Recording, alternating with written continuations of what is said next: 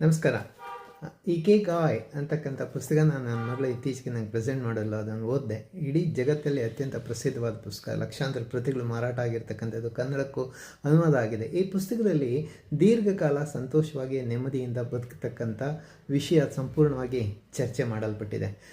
ಇಕಿಗಾಯ್ ಅಂತ ಅಂದರೆ ಬಹಳ ಮುಖ್ಯವಾಗಿ ನಮಗೆ ಯಾವುದಾದ್ರೂ ಒಂದು ಹುಚ್ಚಿರುತ್ತಲ್ಲ, ಈ ಕೆಲಸ ಮಾಡಲೇಬೇಕು, ಇದರಲ್ಲಿ ಸಂತೋಷ ಸಿಗುತ್ತೆ ಅಂತ, ಅದನ್ನು ಒಂದು ರೀಸನ್ ಇರೋವಂಥದ್ದು. ಬದುಕು ಒಂದು ರೀಸನ್ಗೆ, ದ್ಯಾಟ್ ಈಸ್ ಇಕಿಗಾಯ್. ಅದರ 4 ಅಂಶಗಳು ಭಾಳ ಸ್ಪಷ್ಟವಾಗಿ ಗುರುತಿಸಿದ್ದಾರೆ ಈ ಪುಸ್ತಕದಲ್ಲಿ.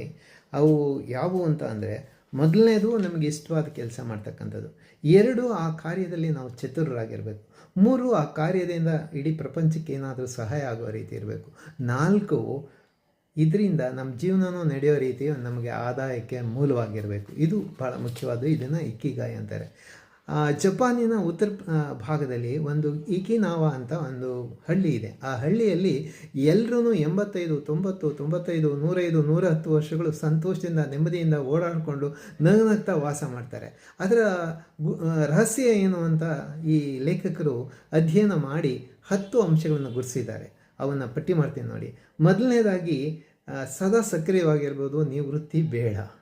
2, ಜೀವನದಲ್ಲಿ ನಿಧಾನವಾಗಿ ನಡಿಬೇಕು, ತುಂಬ ಆತರ ಬೇಡ, ಒತ್ತಡ ಬೇಡ. 3ನೇದು, ನಮ್ಮ ಹೊಟ್ಟೆ ಎಷ್ಟು ಆಹಾರ ಇಡಿಸುತ್ತೆ ಅದರ 80 ಭಾಗ ಮಾತ್ರ ತಗೋಬೇಕು. ಮಿತವಾದ ಆಹಾರ, ಸ್ಥಳೀಯವಾದ ಆಹಾರ ಮುಖ್ಯವಾದ್ದು.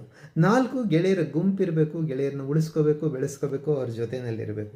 5, ಮುಂದಿನ ಜನ್ಮದಿನಾಚರಣೆಗೆ ನಮ್ಮ ದೇಹ ಮನಸ್ಸು ಎರಡೂ ಸಾಕಷ್ಟು ದೃಢವಾಗಿ ರೀತಿ ಚಟುವಟಿಕೆಯಲ್ಲಿ ಯೋಗ, ಧ್ಯಾನ, ವ್ಯಾಯಾಮ ಇದರಲ್ಲಿ ಭಾಗಿಯಾಗಬೇಕು. 6, ನಗ್ತಾ ಇರಬೇಕು, ನಗಿಸ್ತಾ ಇರಬೇಕು, ಸದಾ ನಗುವಿನ ಗುಂಪಲ್ಲಿ ಇರಬೇಕು. 7, ಪ್ರಕೃತಿಯ ಒಡನಾಟ ಇರಬೇಕು. ನಾವು ಉದ್ಯಾನವನಕ್ಕೆ ಹೋಗ್ತಕ್ಕಂಥದ್ದು, ಅರಣ್ಯಗಳಿಗೆ ಭೇಟಿ ಕೊಡ್ತಕ್ಕಂಥದ್ದು, ನಮ್ಮ ಕೈತೋಟವನ್ನು ಬೆಳೆಸ್ತಕ್ಕಂಥದ್ದು, ನೋಡ್ತಕ್ಕಂಥದ್ದು ಅವೆಲ್ಲ ಇರಬೇಕು. 8, ಧನ್ಯತೆ ಇರಬೇಕು. ಜೀವನದಲ್ಲಿ ಧನ್ಯತೆ, ನಮಗೆ ಯಾರು ಸಹಾಯ ಮಾಡಿದ್ದಾರೆ, ನೆರವು ಕೊಟ್ಟಿದ್ದಾರೆ, ಅವರಿಗೆ ನಾವು ಆಭಾರಿಯಾಗಿರ್ತಕ್ಕಂಥದ್ದು, ಅದನ್ನು ವ್ಯಕ್ತಪಡಿಸೋಂಥದ್ದು ಇರಬೇಕು. 9, ಪ್ರಸ್ತುತದಲ್ಲಿರಬೇಕು. ಹಿಂದಿಂದು ಬೇಡ, ಮುಂದಿಂದು ಬೇಡ, ಈಗಿದೆಯಲ್ಲ ಅದನ್ನು ಮಾತ್ರ ನಾವು ಗಮನ ಇಟ್ಟು ಸಂತೋಷವಾಗಿ ನೆಮ್ಮದಿಯಿಂದ ಇರೋದು ಕಲಿಬೇಕು.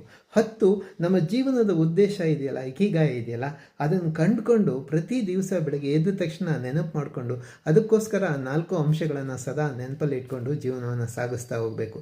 ಈ ಪುಸ್ತಕ ಅದು ಎಲ್ಲ ವಿವರಗಳನ್ನು ಮತ್ತೊಮ್ಮೆ ನಾನು ದೀರ್ಘವಾಗಿ ತಿಳಿಸ್ತೇನೆ. ಆಸಕ್ತಿ ಇರ್ತಕ್ಕಂಥವರು ಅಮೆಝಾನಿಂದ ಈ ಪುಸ್ತಕನ ತರಿಸ್ಕೋಬೋದು. ಕನ್ನಡದಲ್ಲೂ ಇದೆ, ಕನ್ನಡದಲ್ಲೂ ಈ ಪುಸ್ತಕ ಸಿಗುತ್ತೆ. ಹಾಗಾಗಿ ಉಳಿಸ್ಕೊಳ್ಳಿ, ಬೆಳೆಸ್ಕೊಳ್ಳಿ. ನನ್ನ ಈ ಚಾನಲ್ಗೆ ಸಬ್ಸ್ಕ್ರೈಬ್ ಆಗಿ, ಲೈಕ್ ಮಾಡಿ, ಶೇರ್